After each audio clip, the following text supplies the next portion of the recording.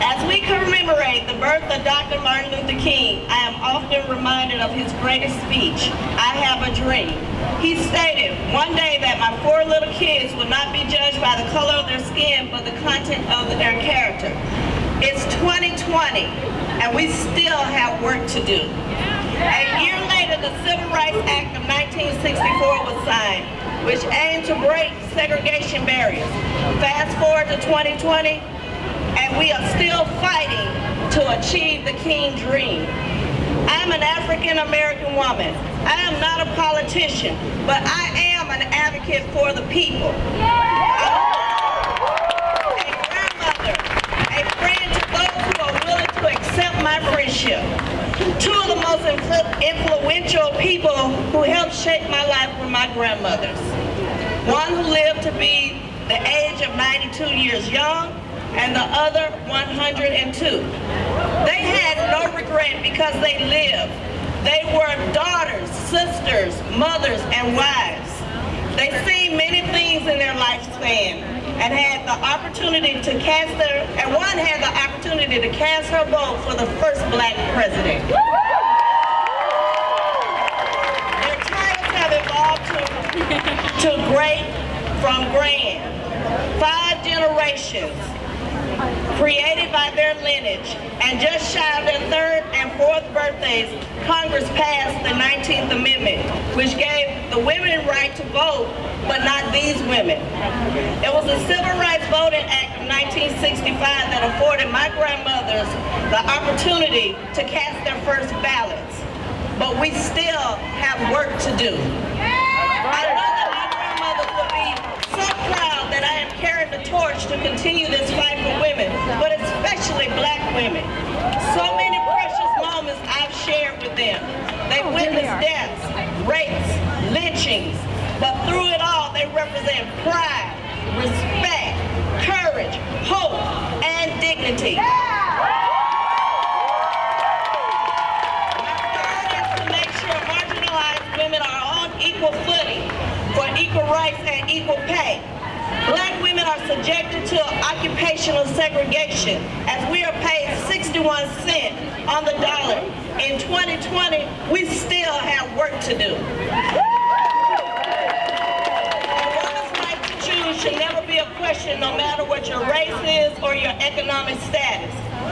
J. Marion Sims, who has been deemed the father of gynecology, performed surgeries from 1835 to 1849 on enslaved Black women without anesthesia. Fast forward to 2017, a wealthy Black woman expresses her concern of not having proper health care and that her health concerns are not properly addressed. That woman was Serena Williams. We still have work to do. I'm proud to call Orlando home, and I'm thankful for so many powerful women legislators and organizers leading the way here in Central Florida and all of Florida. And I'm also very excited to be with you at the Women's March. I was in D.C. a few years ago. Anybody with me? All right, were you here in Orlando? What I can tell is that day changed many of our lives. You might remember the day after the election of 2016. Remember that feeling of fear in your stomach that the world we had was going to be under attack? We knew it. We saw it coming, and it was devastating. But it's still worse still now. What I can tell you is the day I woke up from that, I had the worst feeling I've had in a long time. And I read one post from, she wasn't a representative at the time, it was Anna Eskamani. Her post was hope in action. She said, donate to Planned Parenthood. She said, join the ACLU, join the Women Voters, and join the National Organization for Women. And I listened and followed her direction, and I became a member of Now That Day. Well, that was a few days ago, but I'm now the president of Florida Now, and I'm proud to be shaking waves.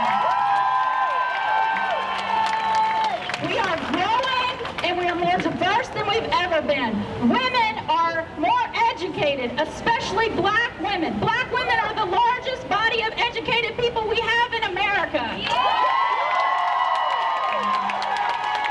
We are now representing over 50% of the payroll workforce. But the problem is, we still don't have equal pay. We still aren't making waves when it comes to sexual assault and violence. We still aren't making waves when it comes to attacks on trans black women's lives. We still haven't made enough waves. We're not even in the Constitution. And that's wrong. The Constitution is the fabric of our nation. It's the law of the land. And women, especially black women, especially black trans women, were never supposed to be included. And that's the problem with what's going on right now in our country. I'm proud to say that when we stood together and we shook the table in 2017, it resulted in the Women's March becoming the largest single-day protest in U.S. history.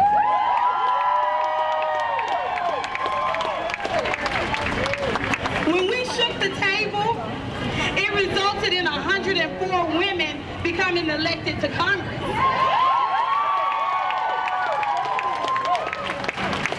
When we shook the table in 2018, it resulted in the Me Too movement in multiple countries.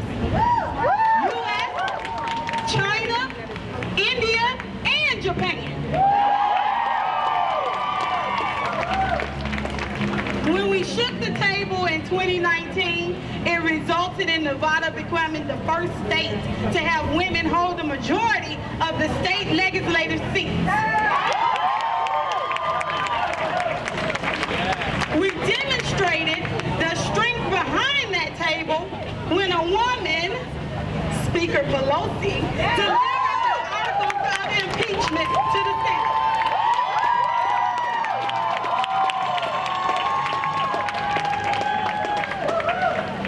We demonstrated the strength behind that table when a woman, our very own Congresswoman, Val Demings,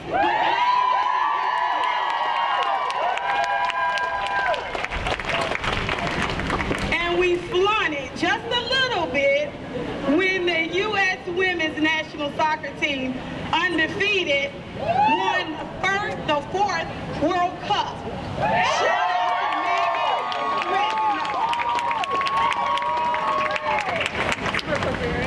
We were just letting them know that shaking the table, we can do that outside of politics too. In fact, it's because of shaking that table upon winning my election in August, I become the first woman and the first African American to ever represent District 43.